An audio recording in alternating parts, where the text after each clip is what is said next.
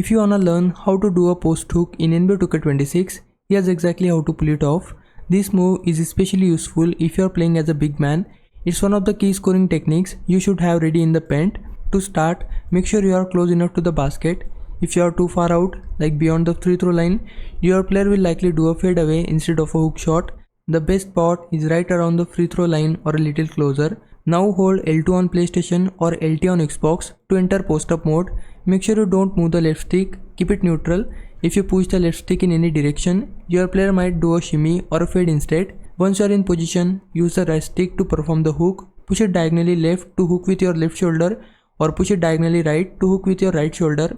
Don't press R2 during the motion, just use L2 and the right stick. Release the stick smoothly and your player will perform a clean hook shot toward the basket. That's all you need to do to master the post hook in NBA 2K26. It's simple once you get the timing right and stay close to the rim.